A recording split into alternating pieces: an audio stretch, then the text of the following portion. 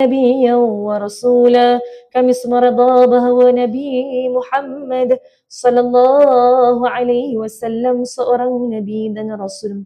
Allahumma aftah alaina hikmataka wa nashur alaina min khazaini rahmatika ya arhamar rahimin. Rabbana shrah lana sudurana wa yassir lana umurana واحلل عقدة من ألسنتنا يفقهوا أقوالنا علم الإنسان ما لم يعلم ربنا زدنا علما وارزقنا فهما برحمتك يا أرحم الراحمين اللهم فقهنا في الدين. Ya Allah, fakihkanlah kami dalam agamamu. Wa'allimna ta'wil.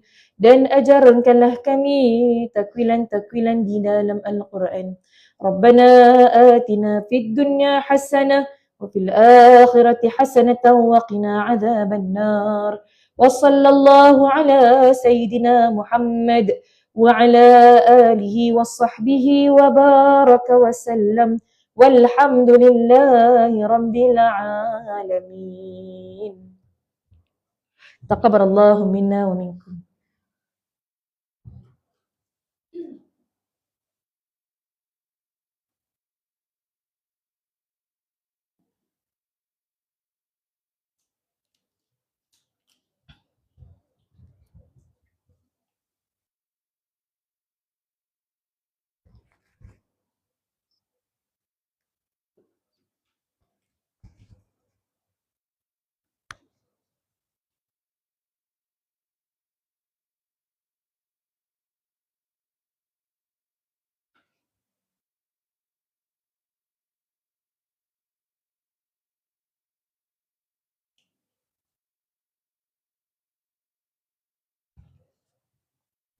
أعوذ بالله من الشيطان الرجيم. بسم الله الرحمن الرحيم.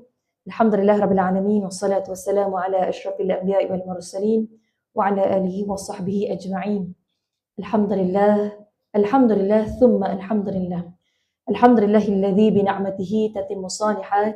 Segala puji bagi Allah dengan segala nikmat-nikmat Allah menjadi sempurna segala amal kebaikan yang dilakukan. Alhamdulillah ala binikmatil Islam wa binikmatil iman wa binikmatil hidayah.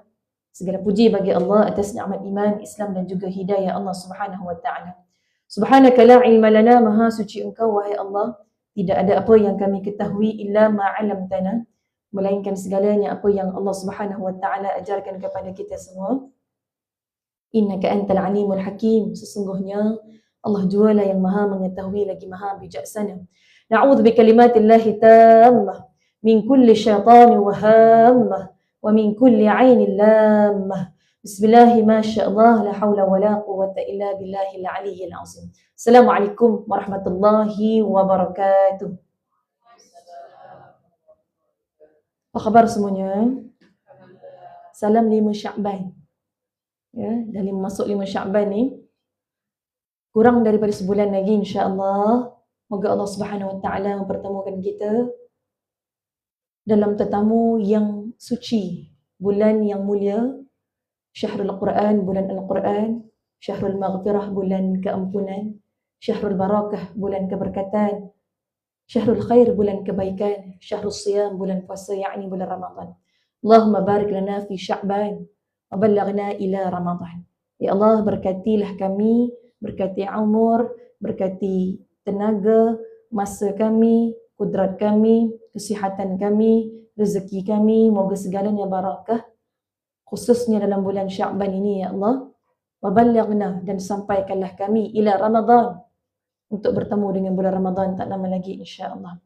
Ya, maka alhamdulillah, tahniah diucapkan kerana ini adalah antara hadir majlis ilmu ni adalah antara usaha ataupun kita kata tanda keseronokan dan kegembiraan, menzahirkan keseronokan dan kegembiraan untuk menyambut bulan Ramadan tak lama lagi. Ya, kita dah mula nak memperbaiki diri, memperbaiki amalan, ya, supaya sentiasa diperingatkan tentang Allah Subhanahu wa taala, ya, dibacakan tentang hadis Nabi SAW agar kita berjinak-jinak untuk mengikuti sunnah Nabi, mengamalkan sunnah Nabi dalam kehidupan sentiasa. Ya, moga-moga setibanya bulan Ramadan kelak Allah Subhanahu Wa Taala mengqadarkan untuk kita benar-benar beramal 100% dalam keadaan yang sihat dan afiah, diberi kesihatan yang baik, ya, yang terbaik di sisi Allah Subhanahu Wa Taala. Yang saya hormati tuan rumah Kak Julia Uthman, Puan Hajah Julia Uthman, insya-Allah ya. Seterusnya ahli keluarga terdekat, sahabat handai, jiran tetangga, ahli-ahli usrah Zuhur Al-Jannah, pengurus dakwah Puan Rashikin, ahli qaryah, barisan penduduk EJK, masjid dan surau di sekitarnya, muslimat, akhwat-akhwat, banat-banat, ibu-ibu, kakak-kakak, adik-adik, anak-anak, seluruh pencinta Al-Quran, seluruh pencinta sunnah Nabi Muhammad sallallahu alaihi wasallam. Alhamdulillah, kita akan sambung insya-Allah pengajian tadabbur terapi surah Al-Mulk insya-Allah. Ya, antara surah yang Nabi amalkan. Nabi amalkan untuk dibaca sebelum tidur pada setiap hari. Salah satu surah yang dapat menjadi benteng yang dapat menyelamatkan kita di dalam kubur kelak insya-Allah. Jadi masya-Allah tabarakallah, kita nak memperbaiki amal ibadah kita dalam pada kita dah menjadikan ya membaca surah Al-Mulk ini sebagai satu rutin amalan ataupun rutin harian kita. Maka untuk mendalami, memahami dan menghayati amalan tersebut dengan lebih mendalam, untuk menzahirkan keikhlasan yang sebenar-benarnya dalam hati kita adalah dengan kita ini benar-benar mentadaburi setiap satu ayat di dalam surah Al-Mulk insya-Allah. Sahabat-sahabat yang rahmati Allah Subhanahu Wa Taala, insya-Allah kita akan sambung untuk mentadaburi surah Al-Mulk pada ayat yang ke-11. Ya, kita akan sambung semula untuk mentadaburi surah Al-Mulk pada ayat yang ke-11. Kalau boleh recall sedikit sebanyak. Recall sedikit, kita mentadaburi surah Al-Mulk pada siri-siri yang lalu, ayat-ayat yang lalu adalah pada ayat pertama hingga ayat yang kelima, kita telah membincangkan tentang Allah Subhanahu Wa Taala menyatakan dalam surah Al-Mulk ini tentang kekuasaan Allah. Allah mulakan dengan Tabarakalladzi biyadihil mulk. Ya, Allah mulakan dengan kalimah yang membawa keberkatan. Dengan keberkatan Allah Subhanahu Wa Taala lah kita hidup, dengan keberkatan Allah, dengan keberkatan daripada Allah Subhanahu Wa Taala kita sihat, dengan keberkatan Allah Subhanahu Wa Taala kita menikmati rezeki, dengan keberkatan daripada Allah Subhanahu Wa Taala kita hidup di atas muka bumi Allah Subhanahu Wa Taala ini. Ya, dan ayat 1 hingga 5 juga Allah Subhanahu Wa Taala menekankan tentang hidup ini membawa erti ujian. Allah jadikan allazi khalaqal mauta wal hayata liyabluwakum ayyukum ahsanu amala. Allah jadikan mati dan hidup ya untuk menzahirkan keadaan kita, untuk Allah nak uji kita, ayyukum ahsanu amala. Siapakah di antara kita yang lebih baik amalnya. Ya, bukan yang lebih banyak amalnya. Banyak, tapi kalau tiada kualiti, tiada keikhlasan, bahkan bercanggah dengan sunnah baginda Nabi Muhammad SAW, bagaimana nak diterima amal ibadah tersebut. Kemudian, pada ayat yang ke-6 hingga ayat yang ke-11, ya, kita telah membincangkan tentang akibat bila mana manusia ini kufur kepada Allah Subhanahu Wa Taala. Dan bentuk-bentuk keadilan Allah Subhanahu Wa Taala. Dan gambaran-gambaran bagi orang-orang yang terlambat. Ya, satu penyesalan bagi orang-orang yang terlambat. Bagi orang-orang yang kufur, ingkar perintah Allah ketika mana hidup di atas dunia ini, hidup di atas muka bumi Allah Subhanahu Wa Taala yang sementara ini, lalu nak menyesal sudah tidak berguna. Kerana digambarkan ya di antara ayat ke-6 hingga 11 tersebut, ya masya-Allah tabarakallah, digambarkan tentang ya bagaimana azab neraka itu. Ya masya-Allah tabarakallah, digambarkan tentang azab neraka. Kalaulah kami dahulu mendengar, kalaulah kami dahulu memahami, ya di antara orang-orang yang mencari kebenaran, tentulah ya kami tidak termasuk dalam kalangan ahli neraka. Ini ahli neraka menyesal dah tak berguna lagi. Ya masya-Allah tabarakallah. Maka hari ini kita akan sambung insya-Allah ya untuk mentadaburi pada ayat yang ke-12 hingga 14. Suka untuk Ustazah ingatkan bahawasanya bila mana kita tadabbur ni, kita jangan ada mindset nak cepat habis. Jangan sesekali memiliki mindset nak cepat habis. Sebab tu kalaulah ada mindset nak cepat habis, Bila tak habis-habis ataupun lambat habis, kita akan kecewa. Ya, bahkan kalau orang yang betul-betul mendalami setiap satu ayat, ya, mentadaburi apa yang tersurat dan tersirat di sebalik setiap kalimah, setiap ayat di dalam Al-Quran itu, ya, kadang-kadang dengan satu ayat je boleh memberi kesan, memberi impak dan memberi perubahan pada diri seseorang tersebut. Dengan satu ayat saja. Berbeza kadang-kadang orang yang ada mindset nak cepat habis, tapi akhirnya dah bersurah-surah dia tadabbur, tapi tetap tidak memberi perubahan pun pada kehidupannya. Tak beri perubahan pun. Tak ada penghijrahan yang ke arah yang lebih baik pun. Sama saja dengan sebelum langsung tak pernah tadabbur ayat Al-Quran, dengan apabila dah tadabbur, ya, dan melalui banyak dah surah-surah yang tadabbur, tapi tetap sama. Tak ada perubahan dari sudut amal ibadah, tak ada perubahan dari sudut hati lebih bersih, tak ada perubahan dari sudut sangkaan kita terhadap Allah, tak ada perubahan dari sudut akidah kita, pemantapan akidah, keyakinan kita terhadap keagungan kekuasaan Allah Subhanahu Wa Taala, tak ada perubahan dari sudut kecintaan kita kepada Allah dan Rasulullah Sallallahu Alaihi Wasallam. Bahkan boleh dizahirkan juga dengan dari sudut luaran. Ya, tak ada perubahan pada pemakaian kita barangkali yang masih lagi tidak menutup aurat dengan sempurna dan seumpamanya.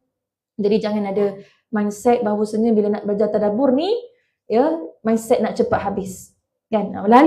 Kita lalu sama-sama. Apa yang penting apa dia? Dia memberi kesan. Apa yang penting apa dia? Dia memberi impak. Apa yang penting, lebih penting lagi apa dia? Kita beramal dengan ilmu yang kita ada. Ya, itu semua dibuktikan dengan tindakan. Masya-Allah wa tabarakallah. Ya, jadi ini adalah satu proses yang biasa. Pasti Allah Subhanahu Wa Taala Maha mengetahui kita ada niat. Ya Allah, aku niat ni saki-baki umur yang masih ada ni. Ya, dalam pada keadaan dunia yang kita nak tinggalkan tak lama lagi, kita dah berniat, bulat tekad, betul-betul berazam. Fa idza azamta, ya, man azama, barang siapa yang berazam untuk melakukan sesuatu amal soleh, melakukan satu kebaikan dengan syarat ikhlas, maka telah tercatat pun apa yang diniatkan itu walaupun belum dilakukan. Ini istimewanya umat Nabi Muhammad sallallahu alaihi wasallam. Kelebihan umat Nabi Muhammad yang tidak didapati kepada umat Nabi dan Rasul yang lain. Niat dia dah dapat pahala, maka Allah Maha tahu. Ya, kalaulah katalah sebelum mati ni ada surah yang tak dapat nak tadabbur, Allah Maha tahu sebenarnya kita dah ada niat, ya, untuk benar-benar memahami, mendalami ayat-ayat Al-Quran dengan lebih mendalam agar ia memberi satu perubahan, satu kesan, satu impak, ya, anjakan paradigma dalam hidup kita, insya-Allah. Insya-Allah. Sahabat-sahabat yang dirahmati Allah Subhanahu Wa Taala. Mari sama-sama kita lihat, ya, insya-Allah, ya, tadabbur lengkap bagi surah Al-Mulk.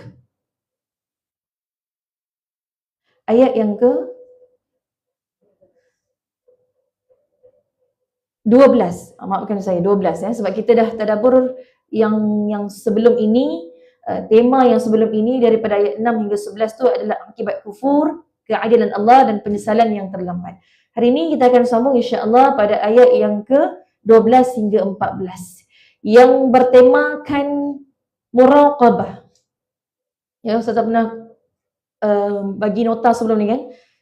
Tema bagi ayat 12 hingga 14 surah Al-Mulk. Ni tulis baliklah tak apa, kan? Masya-Allah, mungkin ada yang tak hadir, mungkin ada yang terlupa dan sebagainya. Tema bagi ayat 12 hingga 14 surah Al-Mulk adalah muraqabah. Sama-sama ikut saya sebut muraqabah. Muraqabah. Titik dua bertindih, Allah tahu yang tersembunyi. Itu tema dia. Muraqabah, titik dua bertindih, Allah tahu yang tersembunyi. Baik, sama-sama kita tengok, ya. Buka Al-Quran. Kalau ada mushaf Al-Quran, boleh buka mushaf Al-Quran surah Al-Mulk. Kalau tiada, boleh buka Al-Quran di digital telefon bimbit masing-masing, insya-Allah. Kita perhatikan pada ayat yang ke-12, 13 dan juga 14. Sama-sama kita ambil peluang dan ruang juga untuk membaca ayat ini. Moga-moga Allah Subhanahu Wa Taala mengajarkan pahala, di sebalik pahala hadir majlis ilmu, dapat pahala baca Al-Quran, dapat pahala memahami Al-Quran. Bahkan kalau terus diaplikasikan dalam kehidupan, moga Allah juga mengajarkan pahala di sisi Allah Subhanahu Allah Subhanahu wa taala. Jom sama-sama kita baca ayat 12, 13 dan 14. Kita mulakan dengan kalimah ta'awudz bersama-sama. A'udzu billahi minasy syaithanir rajim. Bismillahirrahmanirrahim. Innal ladzina yakhshawna rabbahum bil ghaibi lahum maghfiratun wa ajrun kabir. Wa asirru qawlakum aw ijharu bih innahu alimun bidhatis sudur. Ala ya'lamu man khalaqa wa huwal latiful khabir. Sadaqallahul azim. Sadaqallahul azim. Perhatikan pada ayat yang ke-12. Allah Subhanahu wa taala berfirman yang membawa erti innal ladzina yakhshawna rabbahum. Sesungguhnya orang-orang yang takut kepada Tuhan mereka walaupun tidak melihatnya, bagi mereka keampunan dan pahala yang besar. Kita tadabbur satu persatu, ya, ayat 12, ayat 13, ayat 14, tapi kita bacakan terlebih dahulu ayat 12, 13 dan 14 punya makna. Kemudian pada ayat yang ke-13, rahsiakanlah perkataan kamu atau zahirkanlah ia, sesungguhnya dia maha mengetahui segala isi hati. Dan pada ayat yang ke-14 Allah Subhanahu wa taala berfirman, tidakkah dia yang menciptakan itu mengetahui, sedangkan dia maha halus lagi maha mengetahui. Baik, kalau boleh kita lihat perkaitan ya pada tema ayat 12, 13 dan 14 ini dengan ayat yang sebelumnya. Kalau perhatikan pada ayat 6 hingga 11, Allah Subhanahu wa taala menggambarkan azab neraka. Betul tak? Allah menggambarkan azab neraka dan Allah juga menggambarkan ciri-ciri ahli neraka, ya, yang mana mereka ini menyesal. Penyesalan ahli-ahli neraka dengan berkata, kalaulah kami mendengar dan atau kami menggunakan akal fikiran kami, ya, tentu kami tidak akan tergolong di kalangan golongan ahli neraka. Lalu datanglah pada ayat 12 hingga 14, datang sebagai satu jawapan, datang sebagai satu jalan, menunjukkan jalan yang selamat. Siapa yang terselamat ni? Ni kita nak tengok satu-satu ni. Yang pertama pada ayat 12, kalau kita tengok, mereka yang ada khasyah. Tolong catat khasyah. Ya, kha, shin, ya, ta marbutah. Khasyah. Apa maksud khasyah? Ini sama-sama kita nak lihat ni. Innal ladzina yakhshawn. Yakhshawn ini diambil daripada kata asal perkataan khasyah. Khasyah ni membawa erti takut sebenarnya. Apa maksud khasyah? Takut.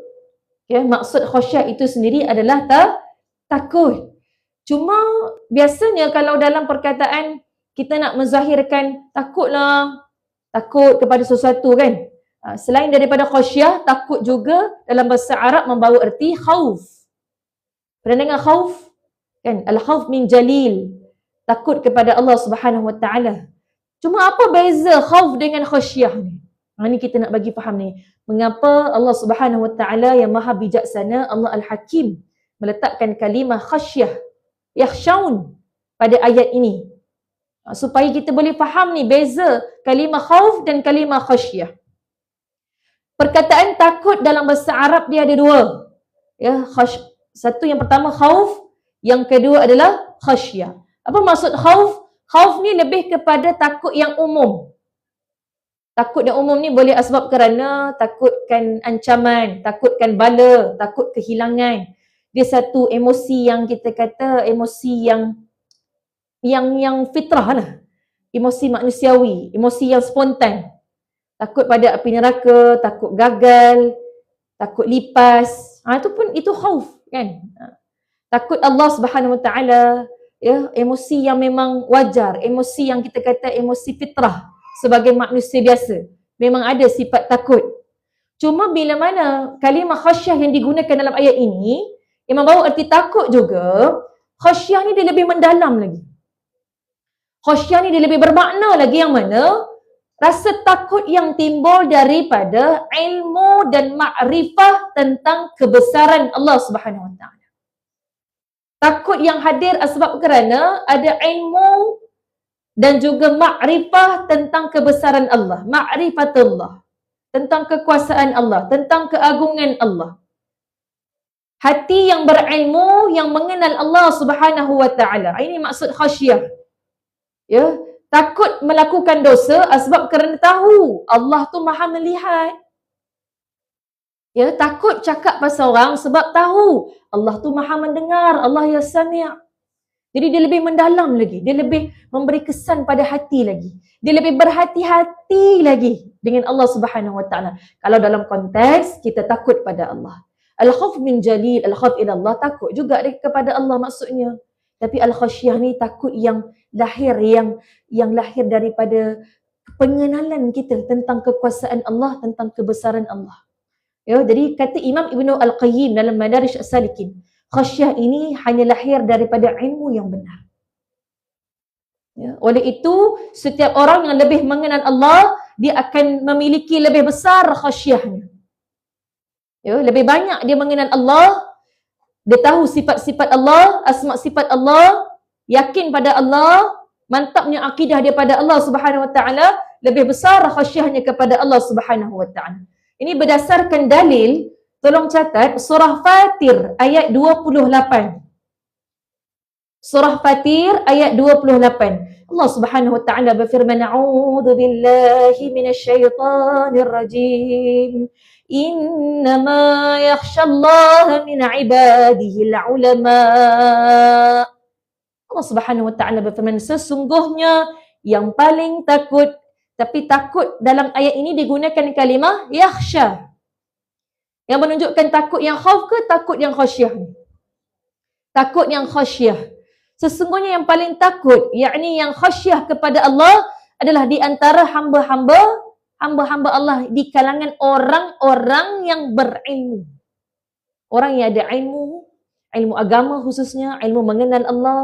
Dia bukan lagi definisi dia takut pada Allah tu dia takut semata-mata. Tapi takut yang mendatangkan kehati-hatian. Takut yang benar-benar merasakan cinta, kasih, sayang, ya, mengagungkan kebesaran Allah Subhanahu Wa Taala, meyakini kekuasaan Allah Subhanahu Wa Taala, yakin. Dia bukan hanya sekadar ada ilmu tahu Allah tu wujud, tahu Allah tu Maha melihat, tapi dia betul-betul takut yang yakin kewujudan Allah tu memang betul-betul wujud. Yakin Allah ya basir tu Allah betul-betul Maha melihat aku. Yakin Allah ya sami' tu betul-betul Allah Maha mendengar.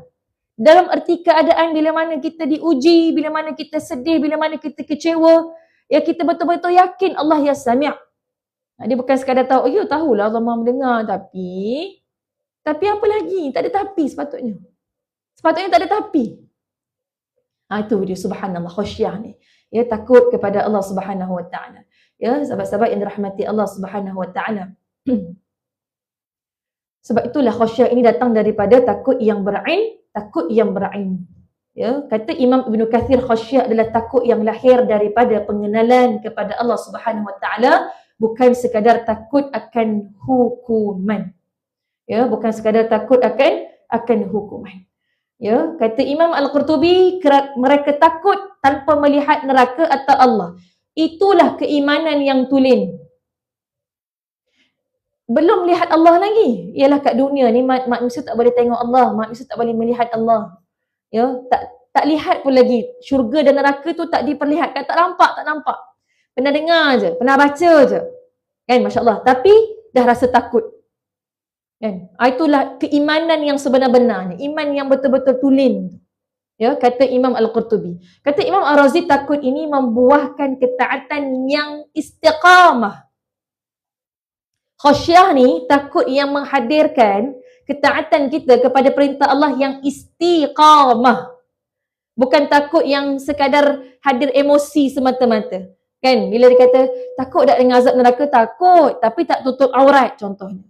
Takut dengan azab neraka, takut tapi tak solat. Itu takut emosi semata-mata. Tapi tak ada khasyah. Beza dengan dalam ayat ini Allah Subhanahu wa taala menggambarkan innal ladzina yakhshawna rabbahum bil ghaibi lahum maghfiratun wa ajrun kabir.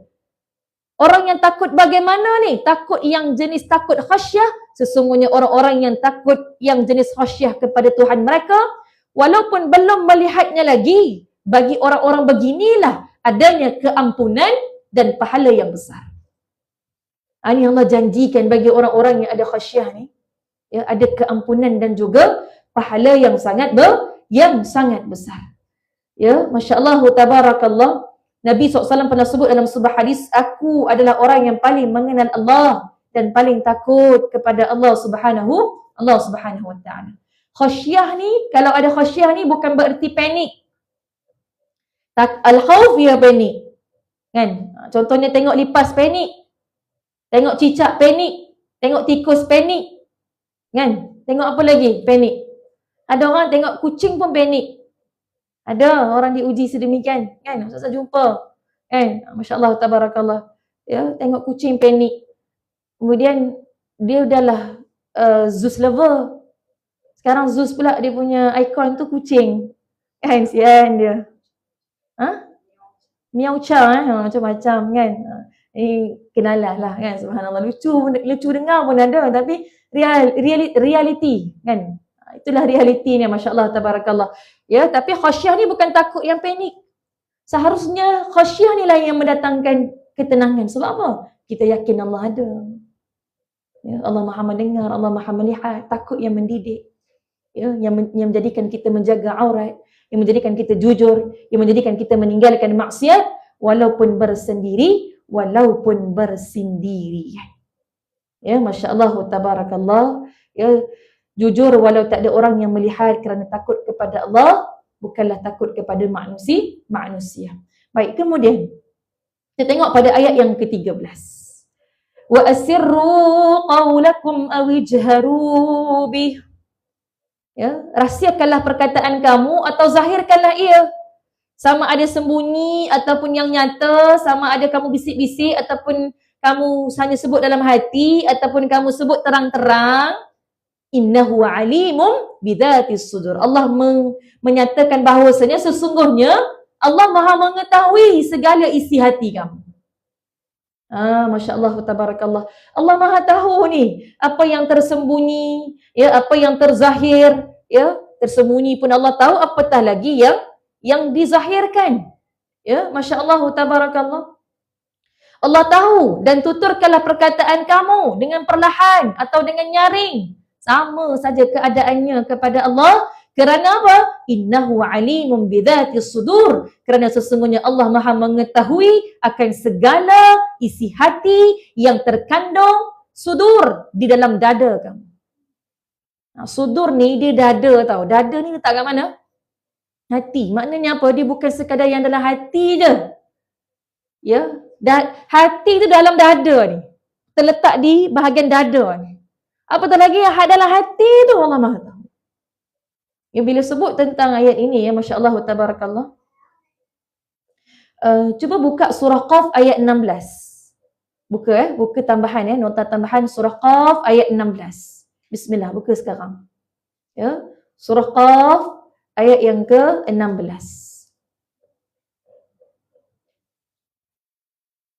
Allah Subhanahu wa taala berfirman, A'udzu billahi minasyaitonir rajim. Surah Qaf surah yang ke-50 ayat yang ke-16. Ya, surah Qaf surah yang ke-50 ayat 16.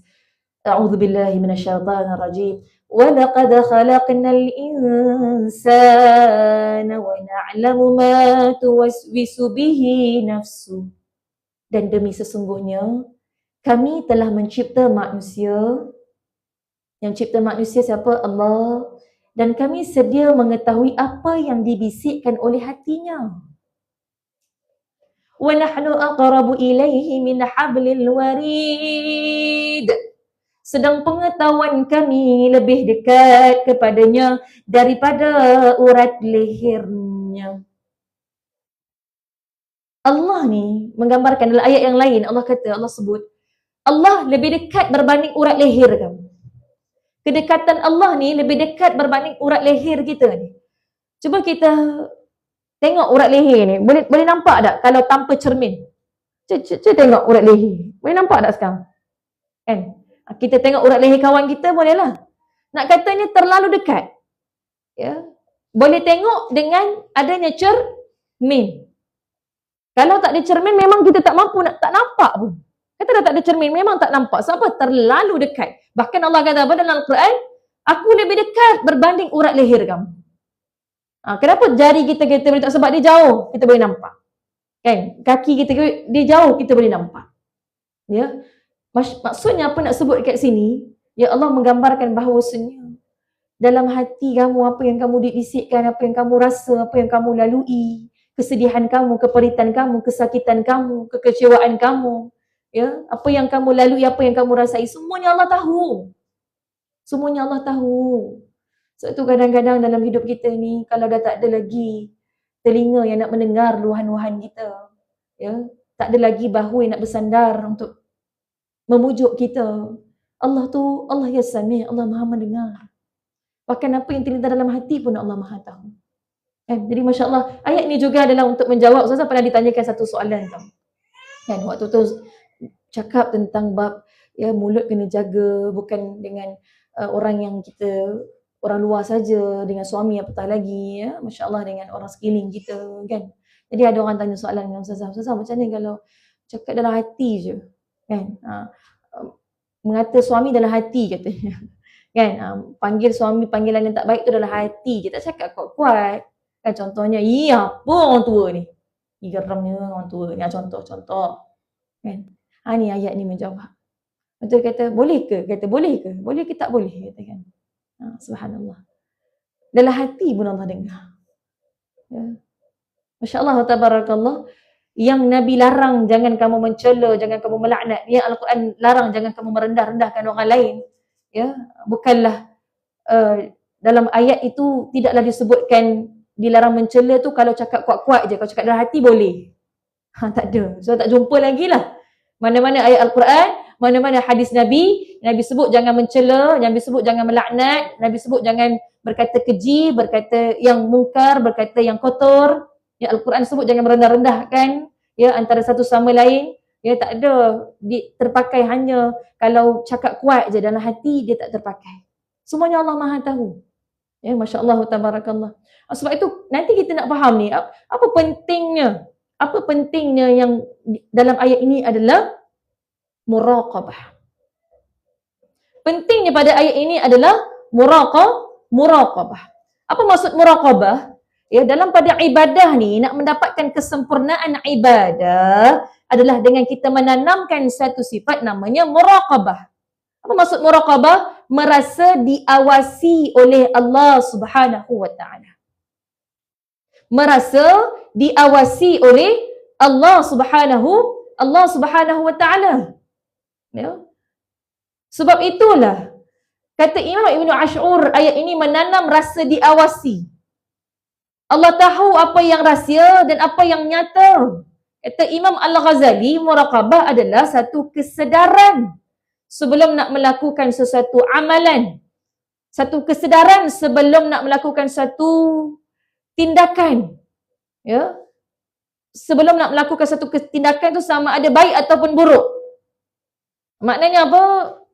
Tapis dulu apa yang kita nak buat tu. Tapis niat sebelum nak melakukan sesuatu. Sebab apa?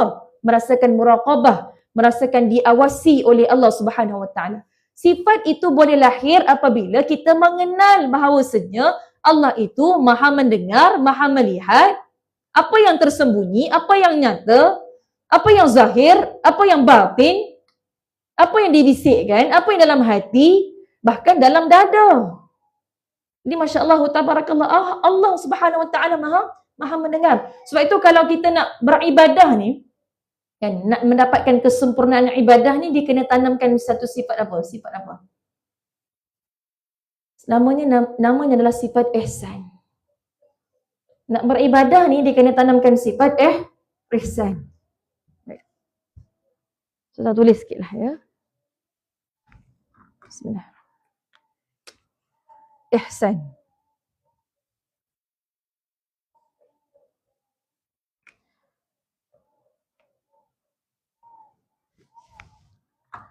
tunjang kepada agama ni dia ada 3 sebenarnya. Yang pertama adalah iman. Tulis Islam dulu. Yang pertama Islam. Yang kedua adalah iman. Ya. Iman ni dia berkait dengan akidah kita. Tauhid kita. Dalam erti kata lain, keyakinan kita. Iman ni maksudnya yakin. Nak beramal ni perlu dengan adanya keyakinan, adanya pemantapan akidah yang betul. Islam ni pula adalah syariat. Maknanya apa? Dia tidak memadai hanya dengan adanya iman, tapi dia perlu beramal. Maknanya perlu beramal. Islam is the way of life. Islam adalah cara hidup. Ya. Hidup berlandaskan agama.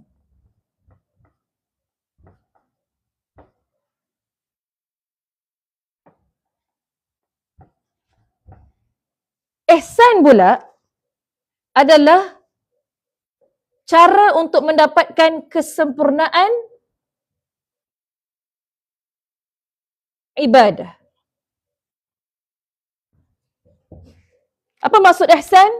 Dalam hadis Jibril, ketiga-tiga ni, ya, masya-Allah tabarakallah. Dia bermula dengan iman dulu, kemudian Islam, kemudian ihsan. Ketiga-tiga ni adalah the pillars of agama. Kita panggil sebagai tunjang agama.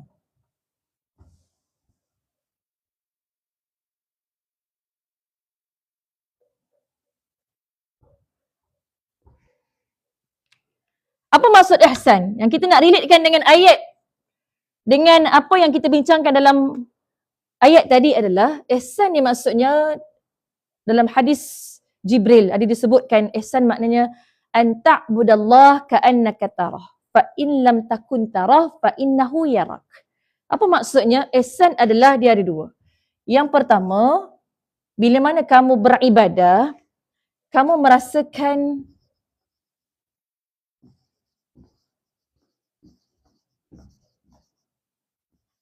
seolah-olah kamu melihat Allah.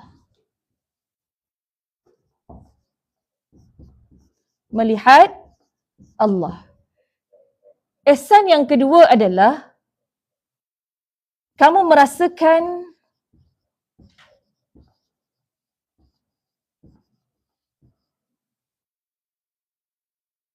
seolah-olah Allah yang melihat kamu.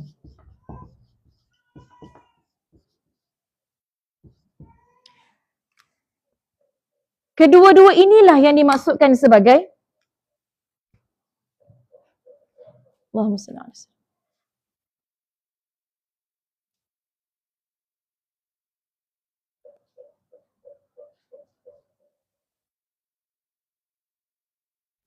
Kedua-dua inilah yang dimaksudkan sebagai, inilah yang dipanggil sebagai musyahadah dan juga muraqabah. Muraqabah inilah yang kita merasakan diawasi oleh Allah Subhanahu Wa Taala.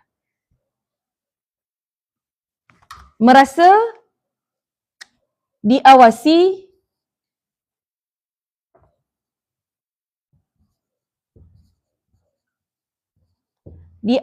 oleh Allah Subhanahu Wa Taala. Pasti dan pastinya ini lebih tinggilah. Musyahadah ni lebih tinggi. Bila mana beribadah, kita merasakan seolah-olah kita sedang melihat Allah. Bila kita salat, ya, bila mana kita melakukan segala amal kebaikan, amal ibadah ni kita merasakan seolah kita melihat Allah Subhanahu Wa Taala. Ya, seolah-olah. Kita kata seolah-olah sebab apa? Kita memang tak boleh lihat Allah. Bahkan tak boleh pun menggambarkan Allah punya mata macam mana, hidung macam mana, mulut macam mana. Ya. Yang kedua adalah kalau tak mampu. Itu disebutkan ihsan adalah an ta'budallah ka'annaka tarah fa illam takun tarah fa innahu yarak. Ya, kamu beribadah merasakan seolah-olah kamu melihat Allah. Namun jika kamu tidak mampu, kamu rasakan seolah-olah Allah yang sedang melihat kamu. Ini yang dimasukkan dengan ayat tadi, iaitu dari muraqabah. Nak mencapai musyahadah ni adalah dengan melalui pengamalan muraqabah. Sentiasa muraqabah, sentiasa merasa diawasi oleh Allah Subhanahu Wa Taala, insya-Allah dia mudah, dia boleh mencapai satu peringkat yang lebih tinggi lagi, iaitulah dia musyahadah. Kedua-dua ni adalah sangat penting dalam bab tasawuf. Penyucian hati. Penyucian jiwa ni, proses nak membersihkan hati. Ya, masya-Allah tabarakallah, sahabat-sahabat yang dirahmati Allah Subhanahu Wa Taala. Sebab itulah dalam ayat yang ke-13 ini, ya, ayat ini menunjukkan tanda untuk melahirkan rasa muraqabah. Merasa diawasi oleh Allah Subhanahu Wa Taala. Allah mengetahui isi dada, Allah sebut. Yang menanamkan rasa diawasi oleh Allah Subhanahu Wa Taala. Allah bukan hanya dengar suara, bahkan Allah tahu lintasan-lintasan niat kamu, lintasan-lintasan hati kamu. Ya, apa saja dalam pada kamu bersedekah, memang kamu bagi tahu dengan orang kamu ikhlas, kamu boleh cakap kamu ikhlas, tapi dalam hati Allah je yang tahu. Kan?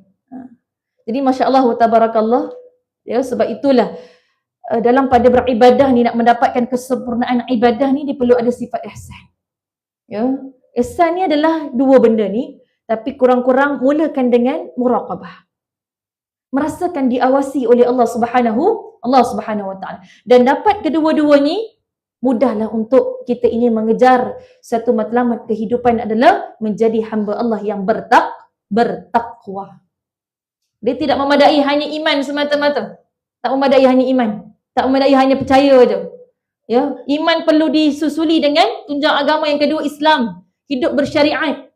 Dibuktikan dengan amal ibadah. Hidup berlandaskan agama. Ya. Peranan khalifah ini mentadbir urusan dunia dia dengan agama. Islam is the way of life. Islam itu cara hidup. Ya, macam mana makan, macam mana bermuamalah, macam mana berjual beli, macam mana berniaga, ya, macam mana kita ini berurusan dengan suami, berurusan dengan mak ayah, berurusan dengan anak-anak. Ya, semuanya berlandaskan ajaran agama Islam. Apapun begitu, nak mendapatkan kesempurnaan dalam ibadah yang dilaksanakan itu, dia perlu menanamkan sifat ihsan. Apa itu ihsan? Dua ni. Ya, itu semua boleh membawa kepada ketakwaan kepada Allah Subhanahu Wa Taala. So tertarik untuk nak kongsikan satu cerita yang menunjukkan betapa tingginya ketakwaan kepada Allah Subhanahu Wa Taala. Ini adalah satu elemen ataupun satu sifat yang ada elemen muraqabah, merasakan diawasi oleh Allah Subhanahu Wa Taala. Satu hari, satu ketika pada zaman Khulafa Ar-Rasyidin yang bernama Sayyidina Umar Al-Khattab. Khulafa Ar-Rasyidin yang bernama Sayyidina Umar Al-Khattab. Ya, ketika mana pemerintahan Sayyidina Umar, ya, Sayyidina Umar suka ronda-ronda. Pada waktu malam, ketika mana dia menjadi pemimpin, menjadi Perdana Menteri, Sayyidina Umar ni seorang khalifah yang terkenal dengan satu sifat yang tegas, yang berani. Bahkan bukan itu saja, semasa pemerintahannya terkenal dengan keadilan. Ya, seorang khulafa, seorang pemimpin yang adil. Ya, sering melakukan, antara amalan yang dilakukan adalah dia suka ronda-ronda sekitar Madinah ni pada waktu malam tanpa ditemani oleh sesiapa. Tak siapa teman lah. Kan kalau macam sebenarnya biasanya ada bodyguard lah. Kalau biasa Perdana Menteri ni dia akan ada PA patutnya, ada bodyguard. Tapi Sayyidina Umar ni dia suka ronda pada waktu malam sendirian sebab nak tengok keadaan rakyatnya di hadapan kepala mata dia sendiri. Tanpa pengetahuan rakyatnya. Supaya dia nak tengok gambaran dan sebagainya. Ya, jadi masya-Allah tabarakallah, bagi Umar menjadi seorang pemimpin bermakna dia perlu melihat dan mendengar sendiri masalah rakyat bukan sekadar bergantung kepada laporan orang bawahan semata-mata. Ini menunjukkan sifat Umar yang sangat prihatin dan bertanggungjawab terhadap rakyat mereka. Pada suatu malam tu semasa Umar berjalan di lorong-lorong kecil di kota Madinah, Umar dia terdengar satu perbualan antara seorang ibu dan anak yang sedang berborak di dalam rumah kecil mereka. Di mana mereka ni bukan orang senang lah, mereka ni orang susah, hidup dalam keadaan yang agak susah dan hanya mengharapkan hasil jualan susu sebagai sumber rezeki mereka. Maknanya apa? Anak beranak ni yang di rumah kecil ni, mereka ini meniaga susu. Kan? Mereka meniaga susu. Lalu si ibu ni dibagi arahan kepada anak perempuannya, campurkan air sikit dalam susu tu sebelum kita jual esok. Ya, dengan cara ini kita boleh dapat lebih banyak keuntungan. Kata ibu dia. Maksudnya susu yang sedia ada tu campur air sikit. Kan? Supaya kita boleh dapat beberapa lebih banyak keuntungan. Tapi pada zaman tu, zaman Khulafa Ar-Rasyidin Sayyidina Umar Al-Khattab ini, perbuatan mencampurkan air dalam susu itu adalah perbuatan menipu dalam jual beli dan sangat dilarang keras oleh Khalifah Umar.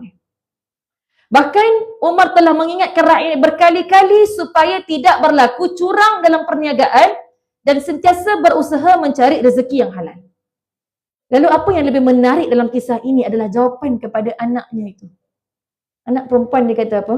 Dia dengan tegas menolak arahan ibunya dengan berkata, "Ibu, tidakkah nanti Amirul Mukminin tahu? Bukankah Amirul Mukminin melarang kita mencampurkan air di susu ini? Kita tak boleh buat macam ni, Bu." Kan? Lalu si ibu yang mungkin merasa tak ada orang lain yang akan tahu, dia pun mengatakan, "Tapi Amirul Mukminin tak ada kat sini." Kan? Khalifah Umar tak ada di sini. Ya, dia tak tengok apa yang kita buat sekarang ni, dia tak tahu. Siapa yang tahu? Lalu apa kata perempuan tersebut, anak gadis tersebut yang lebih menarik ya untuk kita sama-sama belajar daripada anak gadis ini dengan penuh ketakwaan, kejujuran dan kesedaran. Dia menyatakan walaupun Umar tidak melihat, tetapi Tuhan kepada Umar melihat. Walaupun Umar tidak melihat, tetapi Allah Subhanahu Wa Taala melihat. Kita tak boleh melakukan perkara yang dilarang walaupun tak ada manusia yang memerhati, kerana sesungguhnya Allah sentiasa yang memerhati. Umar dengar dalam keadaan yang gelap gelita, malam yang sunyi itu, Umar sendiri mendengar ayat tersebut, perbualan tersebut daripada luar rumah tu, ya. Umar terus menjadikan gadis ini, Umar sampai berhajat untuk menjadikan gadis ini sebagai menantu. Umar berhajat untuk menjadikan gadis ini ya sebagai menantu sebab gadis ini bukan saja taat kepada pemerintah, tetapi yang lebih penting lagi apa dia? Dia sangat takut kepada Allah Subhanahu Wa Taala. Kejujurannya, ketakwaannya menghalangnya daripada melakukan perkara yang salah walaupun dia berada dalam keadaan kesusahan. Dia berada dalam keadaan kemiskinan dan kesempitan. Di Umar bila terharu mendengar kejujuran gadis itu, ya, dia sangat kagum dengan gadis ini walaupun masih muda, tetapi teguh keimanannya walaupun ibunya suruh, ibu yang suruh. Ibu suruh menipu demi keuntungan, tapi dia tetap berpegang kepada prinsip mencari rezeki yang halal lebih utama daripada keuntungan yang diperolehi dengan cara yang salah. Keesokannya apa yang berlaku, Umar pulang ke rumah dengan membawa kisah luar biasa ini, diceritakan kepada ahli keluarganya tentang gadis penjual susu yang jujur dan bertakwa ini. Dalam hati, ya, Umar tahu bahawa gadis ini layak menjadi sebahagian daripada keluarganya. Ya, jadi Umar nak gadis ini menjadi menantunya, ya, seorang yang boleh membawa nilai-nilai mulia dalam keluarganya. Lalu apa yang berlaku? Khalifah Umar terus mengutuskan seorang untuk meminang gadis itu bagi pihak anak lelakinya yang bernama Asim bin Umar. Maksud minang gadis tersebut, ya. Perkahwinan antara Asim dan gadis penjual susu itu membawa satu lagi kisah kebanggaan dalam sejarah keluarga Umar Al-Khattab. Bahkan yang lebih menarik lagi, tadi pun dah menarik ni, ada yang lebih menarik, bahawasanya perkahwinan itu bukan saja menyatukan dua individu, tetapi juga mencipta satu legasi yang luar biasa. Daripada keturunan gadis penjual susu itu, di antara perkahwinannya dengan salah seorang anak Khalifah Umar namanya Asim bin Umar, lahirlah seorang cucu yang menjadi salah seorang khalifah terbesar dalam sejarah Islam, iaitulah dia Umar bin Abdul Aziz. Pernah dengar tak kisah Umar bin Abdul Aziz? Semasa pemerintahan Umar bin Abdul Aziz, tak ada rakyat yang layak menerima zakat. Tak ada. Kaya semuanya. Itu. Anak kepada Umar bin Abdul Aziz ni, siapa ibu dia? Pada asalnya hanya penjual susu semata-mata. Jadi Masya Allah, tabarakallah, Khalifah Umar bin Abdul Aziz dikenali dengan keadilannya, dengan kejujurannya, dengan kesederhanaannya, sehingga Khalifah Umar sering disamakan dengan datuknya, Umar Al-Khattab. Ya, Khalifah Umar bin Abdul Aziz ni cucu kepada Sayyidina Umar Al-Khattab. Jadi Masya Allah, tabarakallah, apa yang boleh kita belajar daripada wanita itu, ibu kepada Khalifah Umar bin Abdul Aziz ini, kejujuran dan ketakwaan, ya, ibu ini, ya, gadis penjual susu itu menjadi satu teladan yang diwarisi oleh keturunannya, dan ini menunjukkan, ya, bahawasanya sifat-sifat mulia seperti kejujuran, ketakwaan dan keikhlasan bukan saja membawa keberkatan dalam kehidupan, bahkan membawa keberkatan dalam rezeki, bahkan mencipta generasi yang diberkati dan dikurniakan kepimpinan yang hebat. Ini Masya Allah, tabarakallah, sangat memberi kesan, ya, penciptaan ini kepada kita semua, ketakwaan kepada Allah mengatasi segala-galanya. Walaupun gadis itu menyadari bahawa walaupun tiada manusia yang melihat, tapi Allah sentiasa memerhatikan, dan ketakwaan inilah yang sepatutnya menjadi asas dalam setiap tindakan kita, baik di tempat yang terang, yang nyata, yang ramai orang, maupun tempat yang tersembunyi, ataupun dalam keadaan kita bersendirian. Allah Maha tahu. So itu nak nilai diri kita ni dari sudut kita tak tahu ni, Allah yang Maha tahu ketakwaan seseorang hamba ni tu. Tapi kalau kita nak berusaha menjadi hamba yang bertakwa, ya, hamba yang bertakwa ni bukan depan orang ramai dia takut pada Allah. Bahkan di bersendirian pun apa tindak tanduk dia. Dalam pada tak depan orang ramai, dalam pada bukan depan orang yang dikenali. Ya, dalam pada dia tak ada siapa-siapa ni. Masya-Allah, tabarakallah. Ketika mana dia bersendirian tu, dia tetap tak takut pada Allah. Dia tetap tak berhati-hati dengan Allah Subhanahu Wa Taala. Dia tetap tak jaga lisan dia. Dia tetap tak jaga tindak tanduk dia. Yang kadang-kadang kita sebagai manusia ni, masya-Allah, tabarakallah, ya, rumah dekat dalam rumah lain, dekat luar rumah lain. Kan? Ya. Dalam rumah macam-macam topi kita pegang. Macam-macam pangkat kita pegang. Macam-macam karakter ada. Singa ada, harimau ada. Kan? Sekali-sekala tu mood baik jadi kucing pula. Kan? Contohlah, ya. Macam-macam. Tapi di luar rumah biasanya lembut gigi daripada lidah. Kan? Masya-Allah wa tabarakallah. Jadi sebenarnya kita ini, ya, menjadi hamba yang bertuhankan siapa sebenarnya? Kalau kita menjadi hamba bertuhankan Allah, kita takut kepada Allah Subhanahu Wa Taala, kita akan sentiasa muraqabah. Sentiasa merasa diawasi oleh Allah Subhanahu Wa Taala. Mungkin sebagai manusia biasa kita memang ada khilaf kita, lai-lai kita, iman turun naik kita, lalu cepat-cepat beristighfar. Sebab apa? Muraqabah. Astagfirullahaladzim, apa aku cakap ni? Ya Allah, maafkan aku, ya Allah. Astagfirullahaladzim. Ya. Bukan waktu depan orang ramai je join zikir, yang dalam majlis ilmu je kita ini jadi baik, ya. Itulah, ini tanda ayat ini membawa erti supaya kita ini muraqabah kepada Allah Subhanahu Wa Taala. Kerana Allah Maha mengetahui. Ini tadabbur. Tadabbur seharusnya memberi impak. Tadabbur seharusnya membuatkan kita reflect. Apa refleksi daripada ayat-ayat yang kita telah tadabbur? Apa yang boleh membawa perubahan kepada kita? Itu makna tadabbur. Ya, bukan sekadar kita nak melepas satu KPI, dah pernah tadabbur dah. Dah pernah belajar dah, tidak. Kamu akan sentiasa, ya, dipanggil jahil selagi mana ilmu yang kamu tahu, yang kamu ada tu kamu tidak mengamalkannya. Tetap dalam keadaan jahil. Ya, sebab itu bukan sekadar dah tahu dah ada ilmu, oh aku dah tak jahil dah. Dah. Kamu akan disebut jahil selagi mana, nama sebutnya, kamu akan disebut masih lagi jahil selagi mana kamu tidak mengamalkan ilmu yang kamu ada. Jadi masya-Allah tabarakallah, sahabat-sahabat dirahmati Allah Subhanahu Wa Taala. Kemudian pada ayat yang keempat, 14 pula, ya. 14, Ya, pada ayat yang ke-14 Allah Subhanahu wa taala berfirman, A'udzu billahi minasyaitonir rajim. Ala ya'lamu man khalaqa wa huwal latiful khabir. Allah Subhanahu wa taala berfirman, tidakkah dia yang menciptakan itu mengetahui. Sedangkan dalam masa yang sama Allah memperkenalkan dirinya dalam ayat ini, wa huwal latif. Dia maha halus. Wal khabir. Lagi maha mengetahui. Sebab-sebab dirahmati Allah Subhanahu wa taala. Soalan ini adalah satu soalan yang kita panggil sebagai, bila mana Allah bertanya, adakah Allah tidak tahu? Ini adalah satu persoalan, istifham. Istifham ni terbagi kepada dua. Istifham hakiki, yang pertama. Yang kedua, istifham majazi. Istifham hakiki ni adalah soalan yang kita bertanya macam soalan biasa. Dah makan belum? Sihat ke? Nama siapa? Duduk kat mana? Anak sekolah kat mana? Ni istifham hakiki. Persoalan yang kita tanya yang hakiki.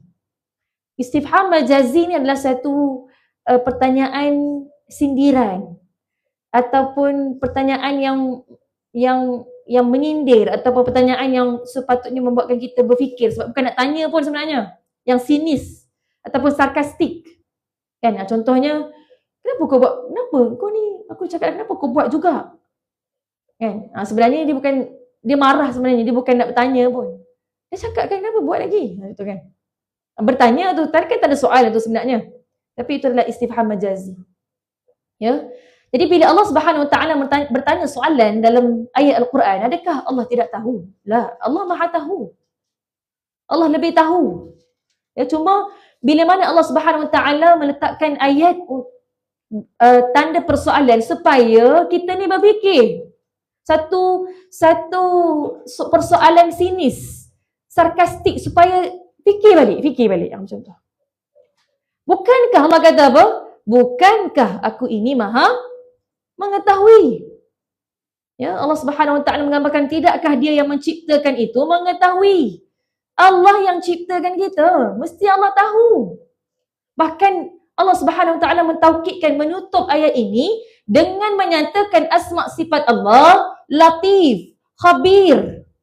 Apa maksud Latif? Allah yang maha halus, lembut. Maknanya yang halus, yang tersembunyi itu pun Allah tahu. Ada berkait tu. Ada berkait tu. Sebab Allah Subhanahu wa taala Al-Latif. Ya Allah ya Latif, Al-Khabir, dan Allah Maha mengetahui secara menyeluruh apa yang terang tentang, apa yang terang lagi bersuluk, apa yang zahir maupun apa yang tersembunyi, apa yang rahsia. Ya, Allah tahu ni, Allah tahu niat kita. Sebab tu kita kena sentiasa tajwid niat. Ustazah selalu seumur ajak setiap kali mula kelas, jom nak tajwid niat, jom. Sebab sebenarnya nak tarbiyah diri Ustazah juga. Pastinya. Supaya kita sentiasa benar-benar tajwid niat. Ya, ada satu sesi, satu momen yang betul-betul tajwid niat. Niat kita hadir majlis ilmu ni sebab apa? Kan? Sebab nak bawa potluck ke? Sebab nak makan-makan ke? Kan? Sebab nak ambil gambar ke? Kan? Sebab nak upload story ke? Macam mana? Allah Maha tahu tu. Halus-halus tu Allah Maha tahu. Jadi bila kita kenal Allah ya Latif, kita kenal Allah ya Khabir, bahkan kita mengetahui juga Allah ya Alim, Allah Maha mengetahui, tidakkah kita nak menanamkan sifat muraqabah? Betul tak sahabat-sahabat? Ya. Masya Allah wa tabarakallah. Orang yang bina mesin, dia tahu tak apa yang dibina. Jurutera yang bina mesin kan, engineer yang bina mesin, dia tahu. Ni hati kita ni siapa yang cipta ni? Allah. Takkan Allah tak tahu? Kan? Allah dengar, Allah tahu rintihan hati kita, kesedihan kita, kekecewaan kita. Kadang tu kan, bila kita kenal Allah ni kan, bila kita kenal Allah ya Sami, Allah ya Basir, dalam apa jua keadaan, di mana-mana pun, kita mengadu dengan Allah. Tak ada bentang sejadah pun dah mengadu dah. Dia faham maksud Ustazah ni? Tak ada nak tunggu waktu solat pun dah bercakap dengan Allah. Allah, aku sedih ya Allah. Allah tolong aku ya Allah. Sungguh. Kan? Kita berkomunikasi dengan Allah Subhanahu wa taala. Ya, kita tengok doa-doa yang dirakamkan dalam Al-Quran. Ustazah selitkan sikit lah ya. doa-doa yang indah yang dirakamkan oleh wanita-wanita yang hebat, serikandi-serikandi syurga maupun di kalangan para nabi dan rasul. Masya-Allah tabarakallah ya. Waktu depa doa tu, waktu mereka doa ni, orang-orang yang mulia, ya, ahli-ahli syurga ni, masya-Allah tabarakallah, di kalangan para nabi dan rasul, di kalangan serikandi-serikandi syurga. Doa-doa yang dirakamkan, doa Nabi Yunus ke, doa Asiyah binti Muzahim, doa Imran, ibunya Nabi Musa, ya, doanya Nabi Ayub, doanya Nabi Ibrahim, doanya Nabi Adam AS. Waktu mereka doa ni, mereka ni tahu tak doa mereka ni Allah akan rakam dalam Al-Quran? Mana tahu kan? Lagilah zaman Nabi Adam, ya, waktu tu Al-Quran pun belum ada. Kan? Al-Quran ni adalah syariat Nabi Muhammad SAW. Kitab Al-Quran adalah kitab yang membawa syariat umat Nabi Muhammad SAW. Waktu mereka doa tu, mereka expect tak? Nak doa lah, nak sebut lah, nanti mesti Allah masuk dalam Al-Quran. Al-Quran wujud pun mereka tak tahu. Betul tak? Sebab dah berapa lama ni beza zaman kita dengan mereka ni. Tapi dirakamkan dalam Al-Quran. Nampak tak maksudnya apa? Berkomunikasi lah kita dengan Allah. Cakap dengan Allah. Tapi kita kena perhalusi lagi lah. Ya, doa-doa yang dirakamkan tu, semua doanya bukannya doa-doa duniawi je tu. Kan? Doa-doanya banyaknya yang dirakam tu semua apa? Bermula, bukan bermula lah. Sama ada permulaan atau pengakhiran. Tapi ada elemen puji Allah. Ada elemen serah diri pada Allah. Bergantung pada Allah. Ada elemen yakin dengan kekuasaan Allah. Baru mintalah apa-apa yang diingini, yang dihajati. Tapi apa-apa pun biasanya disandar balik pada Allah. Susah sebut satu doa lah yang sebab Ustazah baru je ajarkan tentang sirah serikandi salah seorang pemuka wanita syurga namanya Asiyah binti Muzahim, isteri kepada Fir'aun, manusia yang paling jahat di atas muka bumi Allah ni, makhluk yang paling jahat. Kenapa Ustazah sebut makhluk yang paling jahat? Sebab apa? Kalah iblis tau. Pasal apa kalah iblis? Dia mengaku Tuhan 10 markah. Kan? Biasa yang dapat jawab ni macam biasa, boleh beratur awal. Kan? Ya, jadi Masya Allah tabarakallah, sebab dia mengaku Tuhan. Iblis pun tak mengaku dia Tuhan tau. Iblis pun mengiktiraf Tuhan tu Allah. Bahkan dia minta pada Allah. Dia minta apa? Panjang umur. Kalau begitu, panjangkan umurku sampai aku boleh sesatkan manusia hinggalah hari kiamat. Dia minta dengan Allah. Cuma yang silap dia apa? Dia tak bertaubat. Dia tak minta ampun dengan Allah SWT bila mana Allah perintahkan. Kan? Masya Allah, tabarakallah, bezanya. Semua makhluk manusia khususnya pendosa, termasuk kita lah. Kullu bani Adam khata'. Termasuk Nabi Adam pun pernah melakukan kesalahan. Termakan buah yang terlarang. Tapi beza Nabi Adam dengan iblis ni apa dia? Nabi Adam bertaubat. Jadi kita ni pendosa. Sebab tu kena lazimi taubat. Lazimi. Takut-takut sebelum mati terlepas nak taubat. Lazimi taubat tu all the time. Sebab apa? Sentiasa buat dosa juga. Kan? Kadang-kadang hari-hari ni buat dosa. Kan? Menipu kawan, kan? Menipu mak, menipu ayah, menipu suami contohnya. Ya? Hari-hari buat dosa. Mengata orang. Hari-hari lah kena taubat maksudnya. Ya, hari-hari kena taubat. Supaya apa? Jangan menyesal seperti iblis. Kan? Masya Allah, tabarakallah. Jangan, bukan menyesal lah. Iblis menyesal tak tahulah ya. Jangan jadi seperti iblis. Jangan jadi seperti iblis. Akhirnya apa? Tak dan taubat. Nak bagi faham tu, tak bertaubat lah senang kata. Ya? Tapi beza dengan Nabi Adam bertaubat balik pada Allah Subhanahu wa ta'ala. Jadi Masya Allah, tabarakallah. Sahabat-sahabat yang dirahmati Allah Subhanahu wa ta'ala. Apa soalan yang saya tanya tadi yang boleh jawab tadi apa tadi?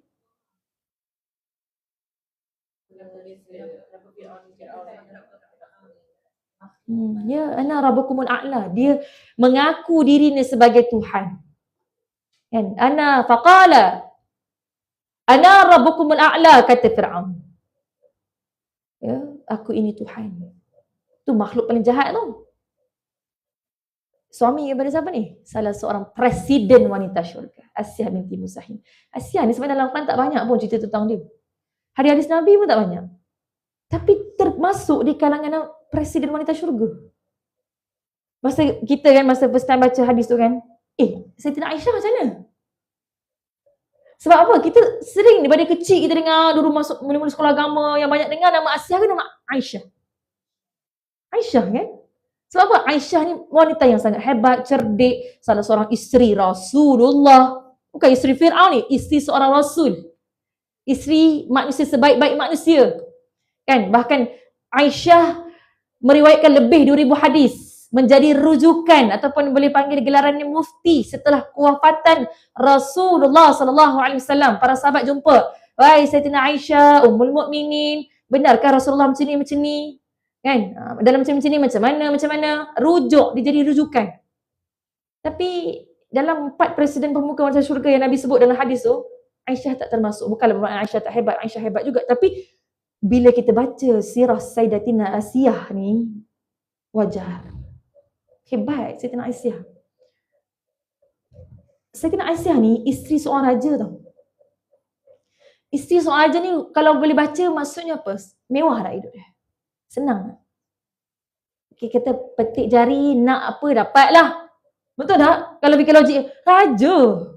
Bahkan raja yang mengaku diri Tuhan pula macam seolah-olah dia boleh buat apa saja. Seolah-olahnya lah. Maksudnya dia boleh bagi apa saja. Kan? Masya Allah, tabarakallah. Jadi kalau macam raja yang takut pada Allah mungkin nanti dululah, nanti Allah bagi. Dia fikir Allah tu ada. Tapi bila dia mengaku dia Tuhan, aku boleh bagi. Maksudnya nak bagi faham ni, isteri kepada raja. Ya, Tok Sah kata ni lah, barang kemas ke yang kita perempuan nak ni, kan? Apa lagi? Telekong Siti Khadijah ke? Contoh-contoh kan. Ini yang besi yang baik lah yang kita nak ni. Ni apa lagi? Apa yang perempuan suka ni? Tak suka apa-apa? Dahsyat. Kan? Masya Allah. Handbag. Kan? Kasut. Pinggan mangkuk. Kan? Ni nak raya ni, langsir nak tukar. Kan? Karpet nak tukar baru. Apa lagi? Bang, gate tu biarlah gate yang berremote katanya. Contoh. Kan? Contohlah maksudnya macam-macam ni. Maksudnya isteri seorang raja. Minta lah apa saja. Bahkan ada dayang. Lenguh tangan ada orang urut. Lenguh kaki ada orang urut. Kan? Masya Allah. Tabarakallah. Tapi apa? Apa pengorbanan dia? Apa pengorbanan Asiyah? Tinggalkan semua tu. Dia mempertahankan apa? Keimanan daripada Allah. Kan Fir'aun kata, kalau engkau mengaku aku ini Tuhan, engkau isteri aku. Tapi kalau engkau mengaku juga, ya, Tuhan, kau beriman kepada Tuhannya Musa dan Harun, aku akan seksa engkau. Dia tetap menyatakan Tuhanku adalah Tuhannya Musa dan Harun. Rabbi Allah. Tuhan aku adalah Allah. Maknanya apa? Ditinggalkan semua tu yang mewah-mewah tu. Harta semua tu. Itu berat tu, bukan mudah tu kan. Nak senang, pilih hidup senang kat dunia. Tapi tidak. Dia pilih keimanan berbanding kemewahan yang ada. Hebat Sayyidatina Asiyah. Mati dalam keadaan apa? Suami sendiri menghampap dengan batu yang paling besar yang ada, menghempap atas tubuh badan Asiyah. Tapi apa? Berkat doa Asiyah dirakam ke dalam Al-Quran ni, lafaz Asiyah apa dia? Rabbi benili indaka baitan fil jannah. Wahai Tuhan, ya Allah, binakanlah untukku di sisimu sebuah mahligai di syurga. Tengok doa Asiyah. Dia minta apa dulu? Dia minta syurga terus ke?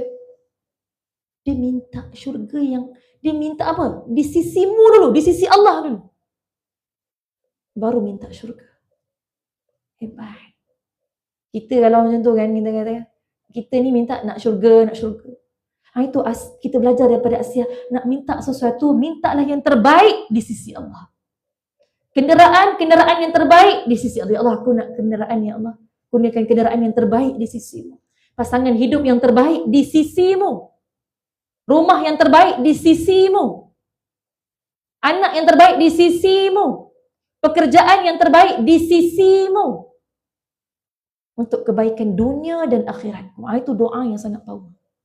Bukan untuk benda-benda yang kita nak senang ni untuk dunia semata-mata, tapi kebaikan dunia dan akhirat. Kita belajar daripada Asiyah.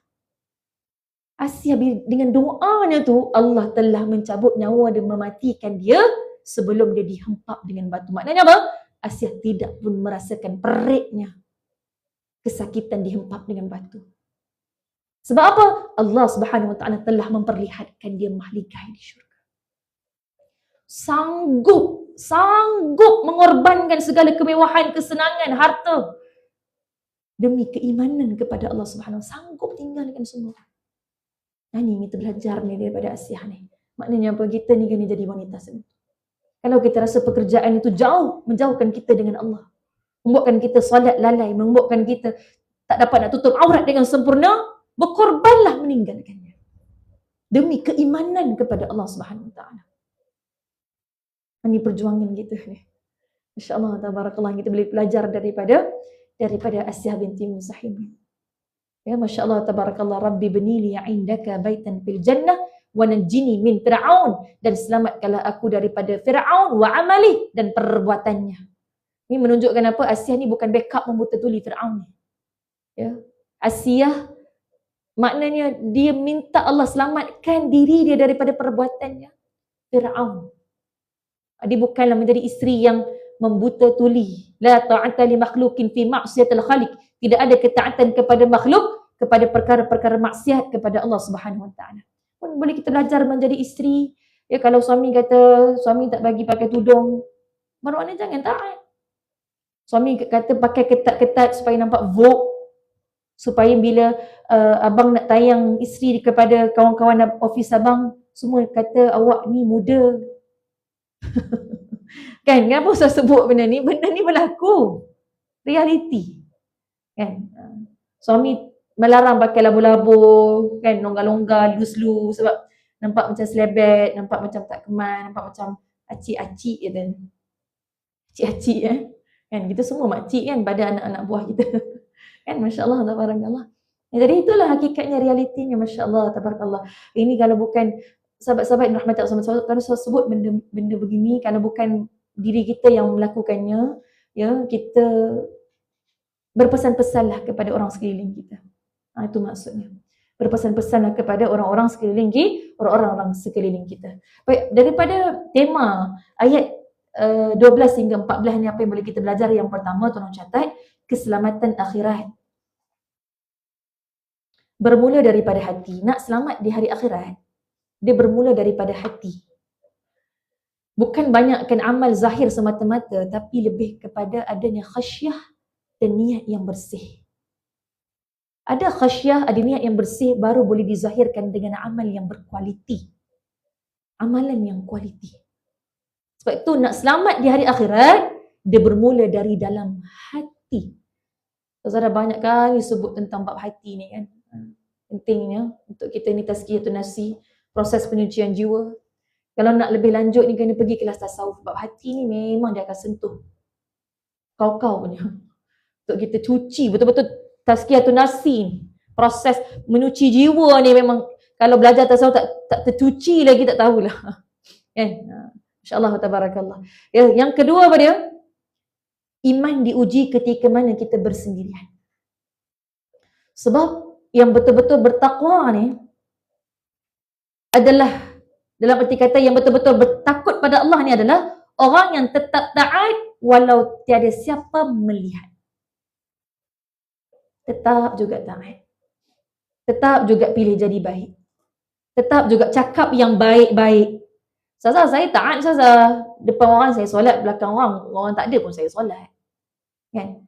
Itu insya-Allah lah, mungkin orang yang ada kesedaran tentang ibadah yang khas ni, ibadah yang khusus ni, insya-Allah. Tapi tidak memadai hanya tutup aurat tapi mulut tak jaga. Tutup aurat tapi hati kotor. Allahu Akbar. So, itu pentingnya khasyah. Yang ketiga apa dia? Muraqabah melahirkan akhlak mulia yang istiqamah. Muraqabah melahirkan akhlak mulia yang istiqamah. Apa maksud muraqabah? Cuba sebut sikit. Krik-krik. merasa diawasi oleh Allah. Jadi kalau ada muraqabah, dia boleh melahirkan akhlak mulia yang berterusan, yang konsisten, yang istiqamah. Bukan depan orang lain, belakang orang lain. Ya, bukan 2 muka, 3 muka, bermuka-muka, talam 2 muka. Ataupun kuih 1000 muka. Tak ada kaitan ya. Contoh. Ya, jadi masya-Allah wa tabarakallah. Nombor 4 apa dia? Ilmu tentang Allah ni meningkatkan iman. Bila kita kenal ada ilmu tentang Allah, dalam arti kata ma'rifatullah, dia boleh meningkatkan iman. Dia boleh mematangkan iman tu. Dalam arti kata lawan kepada matang ni maksudnya iman goyah lah. Tak betul-betul masak lagi. Tak matang, tak kuat, tak kukuh. Lemahnya iman. So kenapa lemah tu? Kamu belum betul-betul mengenal Allah.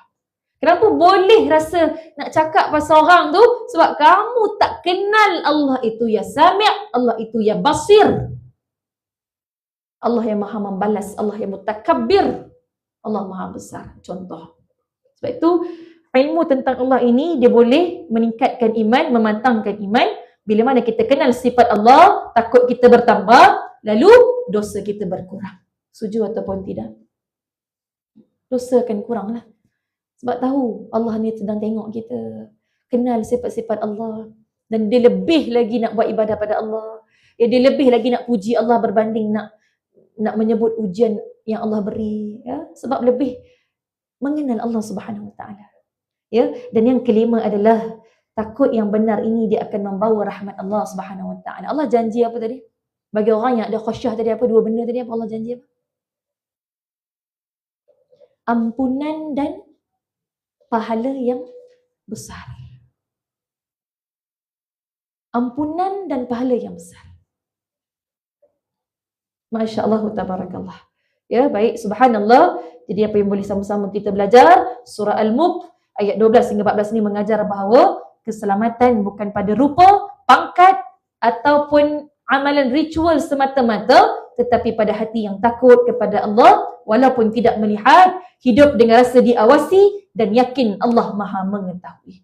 Ya, inilah jalan selamat selepas Allah memberikan gambaran azab neraka pada ayat 16 hingga 11, lalu kunci kepada kehidupan yang selamat agar tidak tergolong di kalangan orang-orang yang berada dalam neraka tersebut adalah dengan adanya menanamkan sifat, menanamkan khasyah, menanamkan muraqabah. Kemudian kita pergi kepada ayat 15 hingga 19.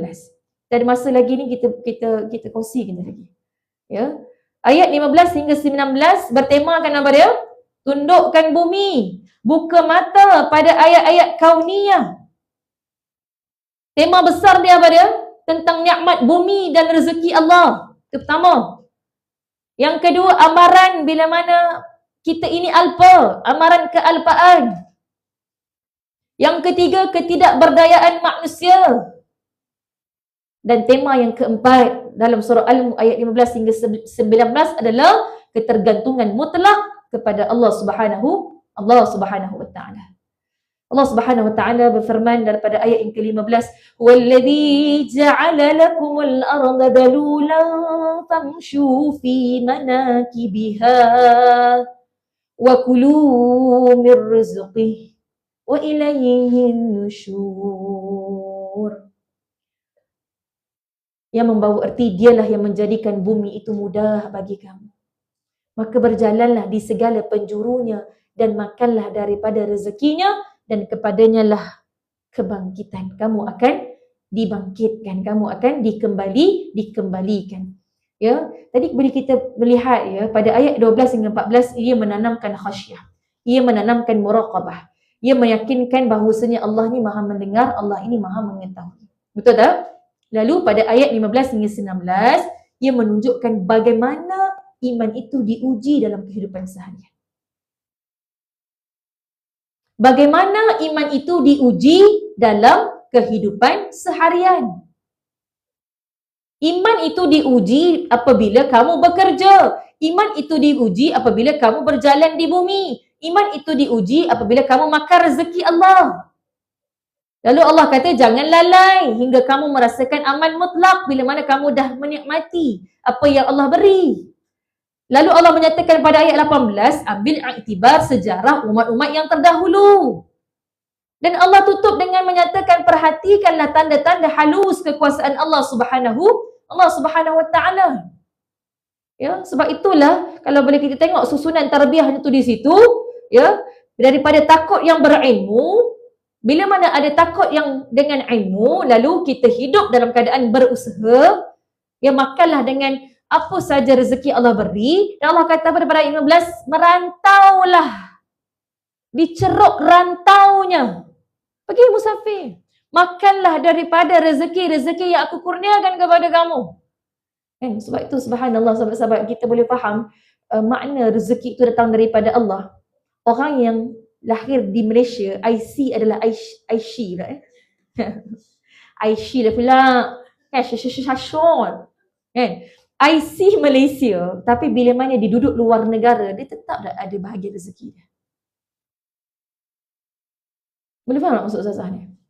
Kan, IC lahir di Malaysia, IC Malaysia, tapi dia duduk luar negara. Ada tak rezeki dia? Adalah. Maknanya rezeki datang daripada Allah yang menciptakan muka bumi ini, kerajaan langit dan bumi, walau di mana pun kamu berada. Allah sendiri sebut pada ayat yang ke-15 tadi apa? Cuba perhatikan ayat itu. Dialah menjadikan bumi itu mudah bagi kamu. Berjalanlah di segala penjuru, merantaulah, diceruk rantaunya, makanlah daripada rezeki-rezeki Allah Subhanahu wa taala. Tapi kamu kena ingat, wa ilaihi nusyur. Kepada Allah kamu akan dibangkitkan. Dalam arti kata lain, dikembalikan. Beringat, maknanya beringat. Kan? Kamu menikmati ya rezeki yang Allah beri, kamu bekerja, kamu berjalan, kamu musafir, ya, kamu cuci mata, kamu makan angin, apa lagi? Kamu healing, kamu shopping, apa lagi? Kan? Semua-semua tu, kan? Musafir. Dalam ayat ini juga menunjukkan bahawasanya Allah Subhanahu, agama Islam ni dia bukan rigid untuk kita ni duduk terperuk kat rumah kan. Hanya buat ibadah semata-mata kan. Masya-Allah tabarakallah. Merantau. Kan? Cuma kena ingat balik pada Allah. Kan, dalam pada kamu merantau, kamu musafir, kamu pergi honeymoon ke, kamu pergi jalan-jalan ke, kamu pergi luar negara ke, kan? Kamu jangan lupa bertafakur. Menghayati kebesaran Allah, fikir renung, menghayati kebesaran Allah, Allah yang jadikan langit. Oh, kat negara ni ada musim apa? Musim salji, musim bunga. Kan? Masya Allah, kat Malaysia tak pernah nampak. Ini siapa punya raja ni? Allah. Masya Allah, tabarakallah. Oh, ada manusia yang berkulit putih, hidungnya tajam, bibirnya pink. Laki perempuan bibir pink, contohnya. Maksudnya, ini semua ciptaan Allah. Masa musafir tu, masa pergi jalan tu kan, duit pencen yang guna untuk pergi jalan tu, bertafakur tak tentang Allah? Kau fikir senang je. Daripada kita pergi situ lah, pergi situ. Lepas tu, tidur. Kan? Shopping, sibuk-sibuk. Balik dapat apa? Langsung tak ada peningkatan iman. Sebab tak tadabbur ni. Itu tadabbur ni. Allah suruh musafir, berkelanalah kamu diceruk rantaunya. Makanlah daripada rezeki-rezeki yang Allah kurniakan kepada kamu. Sebab itu sahabat-sahabat yang dirahmati Allah Subhanahu wa taala, pada ayat ini ya, Allah sebut tentang nikmat bumi. Ya, Allah sebut tentang nikmat bumi. Kata Imam Ibn Kathir, zalulah. Ini menunjukkan bumi ditundukkan. Sesuai untuk orang yang untuk kita nak hidup, untuk nak bermusafir, untuk nak bertani. Kata Imam Al-Qurtubi, ayat ini menghimpunkan ikhtiar, menghimpunkan kita kata usaha, dan dalam masa yang sama peringatan akhirat dalam satu ayat, dalam satu nafas. Usaha untuk kita survive hidup, usaha untuk kita teruskan hidup. Ya, kita berjalan, ya, kita bermusafir, ya, supaya apa ni? Katalah dalam satu tempat tu, dalam satu negeri tu tak ada orang nak ambil kita kerja. Musafir ke negeri yang lain. Kan, contohnya merantau. Benda ni sebenarnya adalah perintah Allah Subhanahu Wa Taala. Sebab tu bagaimana nak menjadikan tindak tanduk kita yang kita lakukan semua dinilai sebagai ibadah adalah apabila kita ini niat buat sesuatu itu untuk taat perintah Allah. So aku musafir ni, katalah kita jauh daripada keluarga, ya, kalau ikut mak ayah duduk Kelantan, kan, duduk Pantai Timur ataupun Terengganu, tapi kijo kat KL, contoh. Kan, jadi musafir. So macam mana nak jadikan pengorbanan kita meninggalkan ahli keluarga itu sebagai ibadah? Adalah kita lakukan itu sebagai tanda mentaati perintah Allah melalui ayat surah Al-Mulk ayat yang ke-15 ini. Islam tidak mengajarkan untuk kita ini menjadi orang yang malas. Bahkan disebutkan berjalanlah, berusaha. Makan daripada rezeki yang Allah sebut, rezeki daripada Allah. Dan kepadanya dibangkitkan. Lalu, namun jangan lupa pada akhirat. Ya, kerjalah bersungguh-sungguh, tetapi jangan melakukan satu penipuan dalam bermuamalah, berjual beli, dalam berniaga, dalam bekerja. Kerana kena sedar kamu akan dihisap. Bekerjalah di mana-mana, tapi jangan lupa Allah. Jangan lupa tutup aurat. Jangan tinggal salat. Sebab apa? Wa ilaihi nusyur. Kamu akan dibangkitkan. Ya, kamu akan dikembalikan. Ya, supaya kita sedar akan hisab Allah Subhanahu Wa Taala dalam pada, jangan baca ayat ni separuh je. Merantau, okey merantau. Kan Al-Quran saya kata merantau. Tapi kena ingat ayat akhir tu apa dia? Allah tutup dengan wa ilaihi nusyur. Kepada Allah kamu akan dibangkitkan. Supaya dalam pada kamu musafir pun jangan lupa Allah. Kamu musafir pun jangan tinggal salat. Kamu musafir pun jangan tak tutup aurat. Kan, pergi negara barat, ya. Macam mana? Ikut barat, kan? Ikut cara barat, pemikiran barat, pakaian barat, kan? DK barat, tak ada kaitan. Itu lain, ya. Tapi Masya Allah, tabarakallah. Ya, jadi Masya Allah, sahabat-sahabat yang rahmati Allah Subhanahu Wa Taala, itu yang healing. Hilang. Kan? Sebenarnya kan, kalau kita perasan ya, zaman kita lah, masuk ustazah lah hidup zaman sekarang ni kan. Kenapa kita pergi healing? Apa maksud healing dalam bahasa Melayu apa dia? Healing dalam bahasa Melayu. Translate betul-betul. Menyembuhkan. Kita sakit tau sebenarnya. Sakit kita ni. Kan? Masya Allah. Kan? Lemahnya kita. Nak kena pergi healing. Masya Allah. Tabarakallah ya. Menyembuhkan. Sedang sakit kita ni. Zaman kita lah ada healing-healing ni kan. Tu masalahnya tu. Sepatutnya, yang kata pergi healing menyembuhkan tu, patutnya balik sembuh lah. Balik apa itu aja. Kan, sama aja. Maknanya apa? Kan? Itulah yang betul-betul dinamakan sakit yang tiada ubatnya. Kan? Masya Allah, tabarakallah ya. Sahabat-sahabat yang rahmati Allah Subhanahu Wa Taala. Kemudian pada ayat yang ke-4. Kan? InsyaAllah ya. Tak boleh ni. Sebab ni pun dia bersangkut paut. Ayat 16 hingga 17 ada sangkut paut. Ya, dia bersangkut paut. It's okay. Yang sedih. Macam saya sebut awal-awal tadi kan. Ya, jangan ada mindset nak cepat habis. Ya, yang penting kita faham dan betul-betul memberi impak dan kesan. Kalau ustazah muntah dan segala-galanya pun lah tepu otak, lepas tu tak faham apa. Kan? Balik suami tanya, apa dapat? Kan? Dapat isi lemak bang katanya. Kan? Yang tu je yang diingat tu kan. Masya-Allah ya. Ataupun apa? Bang, tadi ustazah kata pergi healing bang. Yang tu yang diingat ni tu hang. Kan? Padahal sebut tentang bab lain, tentang healing tu kan. Masya-Allah. Dia jadi tiba-tiba teringat, itu hari suami janji nak pergi healing ni, nak kena ingatkan balik ni. Sebab ustazah sebut contohnya kan. Jadi masya-Allah ya. Sahabat-sahabat yang saya kasih Allah Ta'ala wa Rasulullah, cukuplah sekadar ini saja perkongsian kita untuk sama-sama kita tadabbur, refleksi diri melalui tadabbur ayat-ayat Al-Quran agar membawa kepada penambahbaikan diri dan amalan, ya, penambahbaikan penyucian hati dan jiwa kita, ya, melahirkan, ya, menanamkan rasa khasyah, Masya Allah Satu word baru kan hari ni kan. Dalam masa yang sama melahirkan sifat muraqabah.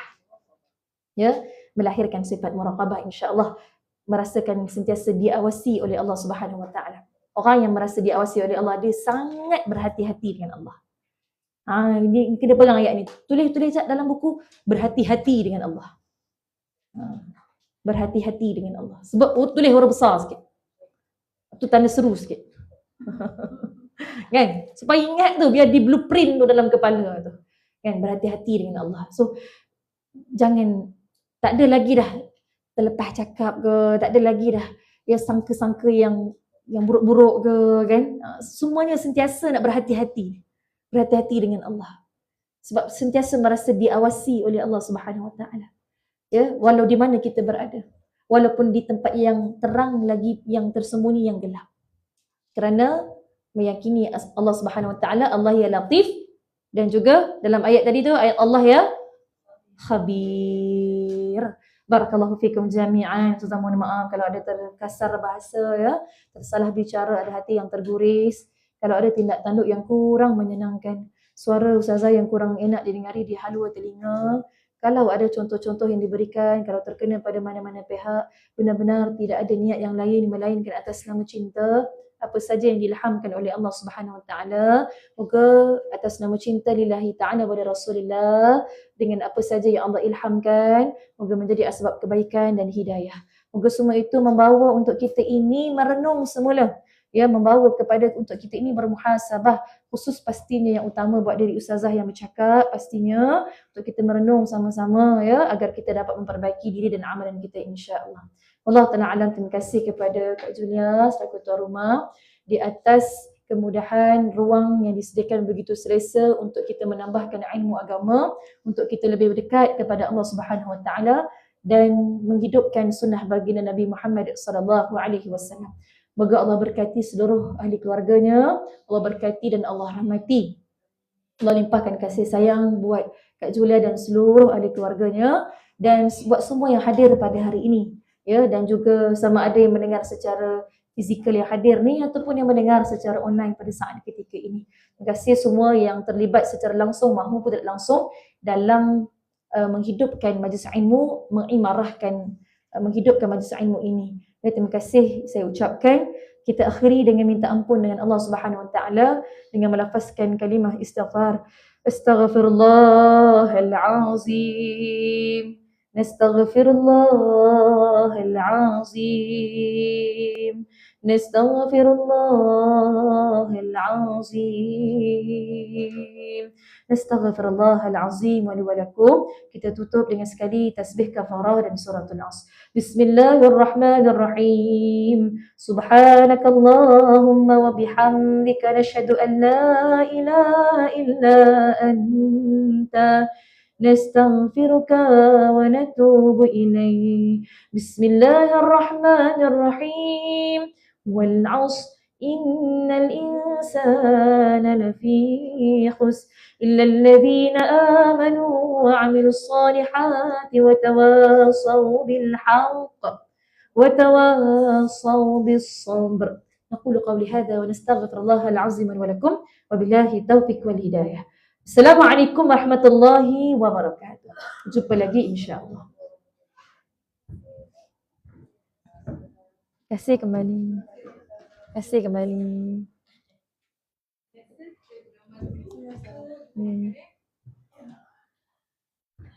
Alhamdulillah.